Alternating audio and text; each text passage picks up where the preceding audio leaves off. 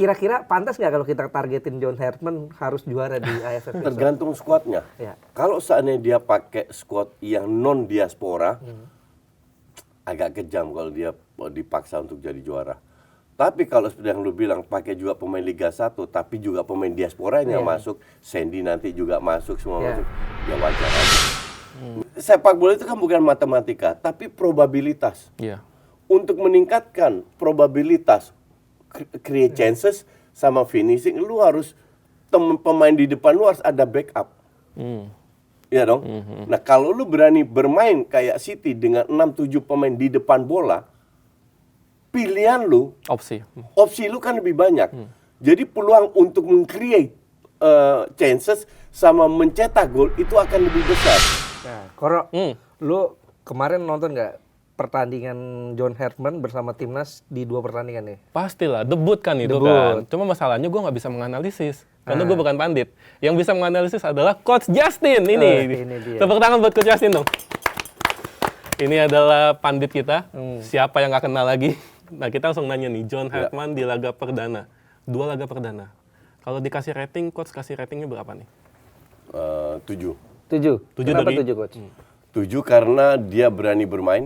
Lawan Bulgaria aja nggak bertahan, nggak ngincer counter, nggak apa. Jadi dia berani bermain. Kedua, dia berani bereksperimen menggunakan semua pemain dengan 2 sistem yang berbeda. Tapi dengan 2 sistem itu masih banyak catatan, sehingga gue kasih 7. 7 is a good start. 7 is a good start. Jadi kalau gue sih mulainya aja bagus, jadi gue cukup happy.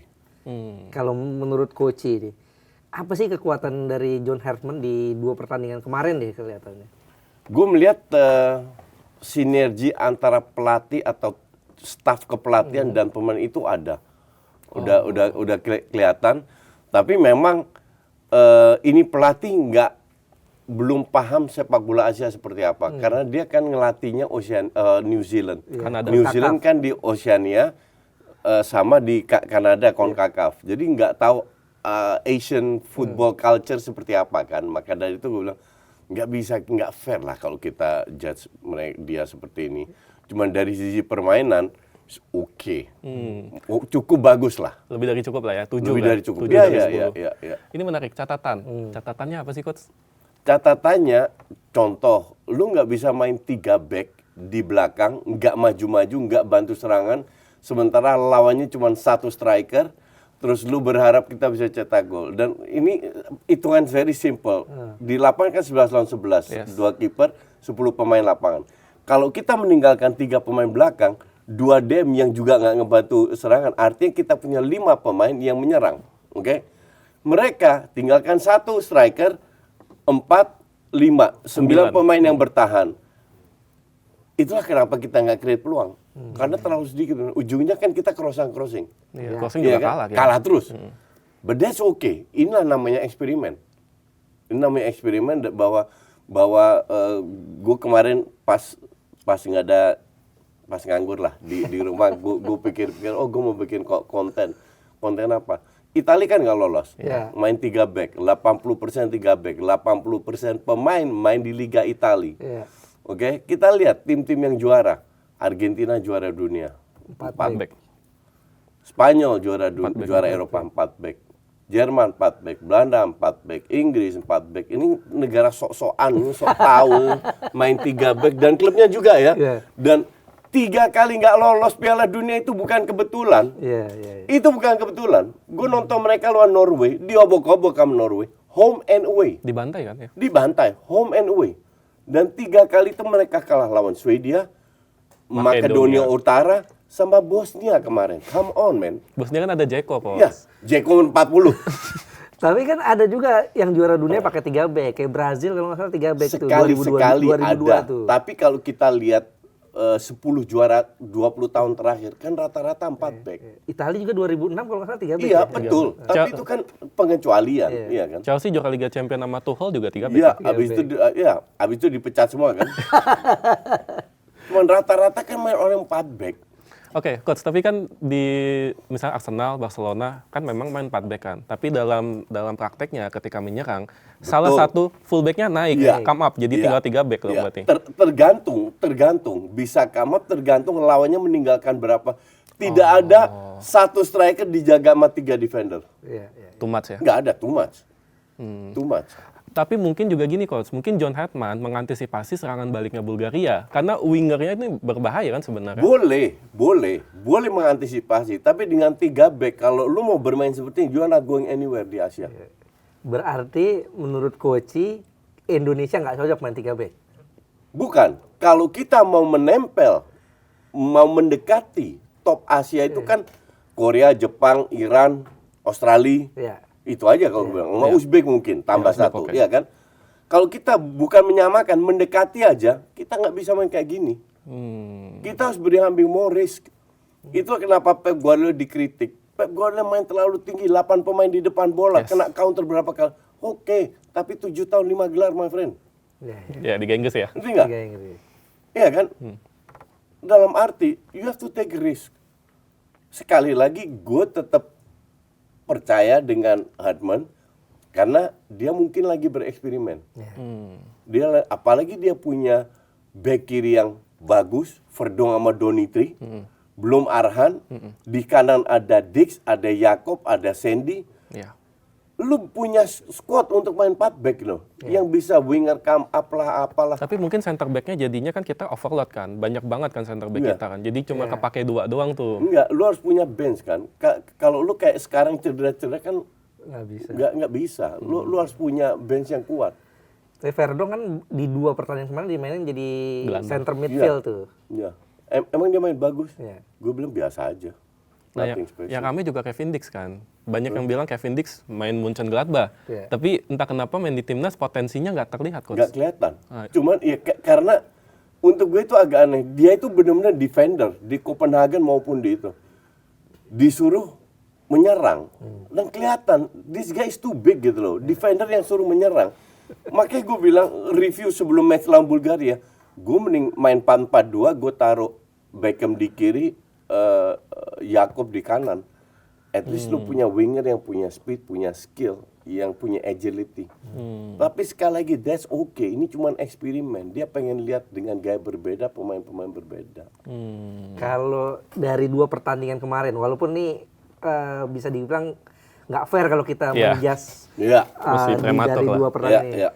Dari 2 pertandingan kemarin dibandingkan dengan 2 pelatih kita terdahulu, apa kelebihan John Hartman? Nggak bisa lu bandingkan, karena ini contoh aja nih, contoh sama Kluivert.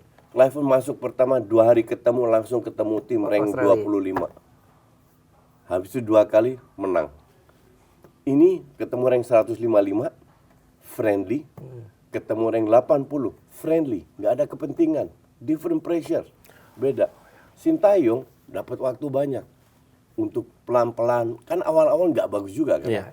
Ya awal-awal dia butuh waktu lama, jadi nggak bisa kita menilai dia bagus atau justru dia lihat Sikon ya lebih diuntungkan karena dia masuk dapat banyak friendly match. Juni ada FIFA kalender, AFF ada, nanti September, Oktober, November ada, baru ke Piala Asia. The real game kan di Piala Asia. Jadi dia banyak waktu untuk bereksperimen. Jadi untuk gue nggak ada alasan lagi. Kan lu nggak bisa kayak begini. Kali ini nggak ada Tom, nggak ada Marcelino, nggak ada real nomor 10 lah. Oke? Nanti kalau mereka datang kan berubah lagi. Bisa main 4-2-3-1 atau apa ya kan? Nah, cuman lu harus paham bahwa setiap saat pemain lu tuh bisa cedera. Nggak mungkin full tim juga. Nggak mungkin full tim juga. Nah inilah kasih dia kesempatan untuk bereksperimen. Which is good. Untuk gue skor nggak begitu penting. Oke, ini misalkan ya, kita berandai-andai. Misalkan full tim, kalau menurut Coach Justin dengan materi saat ini, John Hartman alangkah baiknya bermain seperti apa? Oke, kalau gue ya, gue akan main 4-2-3-1. Kelvin di kiri. Kiri ya. Itse sama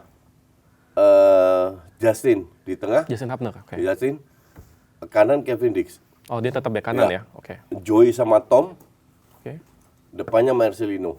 Oh, sebagai AM. Ya. Kiri Ragnar, Miliano, Ole. Oh, lu nomor 9. Iya, nomor 9. Bukan nomor 10. Kalau lawan Saint Kitts kan dia agak mundur. 9 kan bisa false 9 juga. Oh ya, dia bisa drop deep juga ya.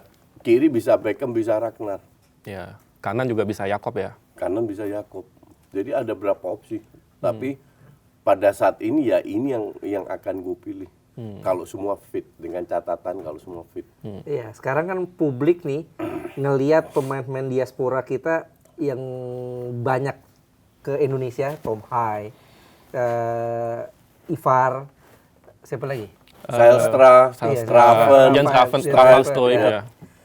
Nah, mereka melihat bahwa wah ini kita bisa dong kalau nanti dalam waktu dekat kan Piala AFF nih, ASEAN Championship ya sekarang. Iya. Nah, kira-kira pantas nggak kalau kita targetin John Hartman harus juara di AFF? Tergantung skuadnya. Ya. Kalau seandainya dia pakai skuad yang non diaspora, agak kejam kalau dia dipaksa untuk jadi juara.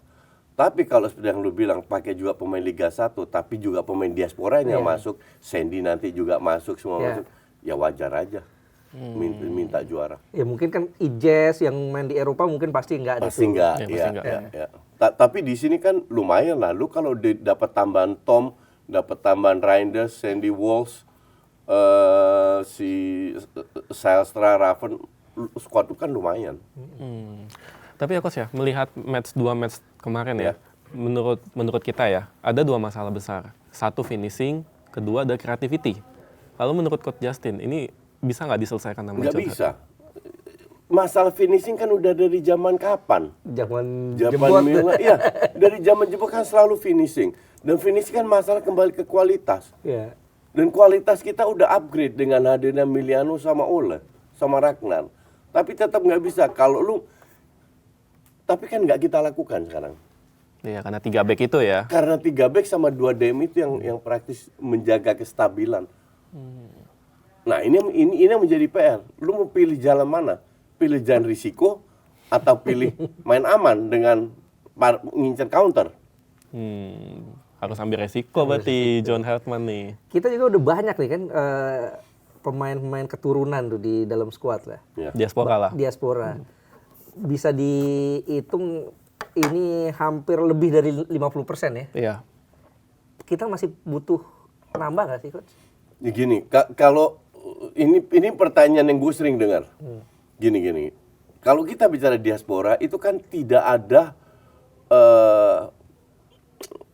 ada law atau undang-undang yang kita langgar. Ya. Mereka punya hak semua kan. Kalau lu dapat pemain kayak contoh Lamine Yamal atau Messi, masa lu larang? Ya, eksepsional. You know. Tapi kalau lu dapat ya pemain itu yang kualitasnya nggak jauh sama kita ya. Buat apa ya? Susah juga buat apa. Tapi nanti kan seleksi alam yang akan bermain.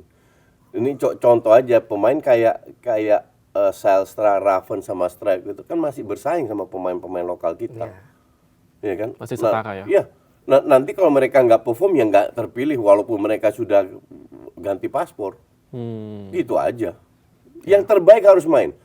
Mau lu dari Belanda kayak dari Zimbabwe kayak dari apa, I don't care. Selama lu punya paspor Indonesia, lu pemain bagus, lu harus main di timnas. Punya hak lah ya. Punya hak. Subscribe, share, like, and comment. Subscribe, share, like, and comment. Subscribe, share, like, and comment. Subscribe, share, like, and comment. Subscribe, share, like, and comment.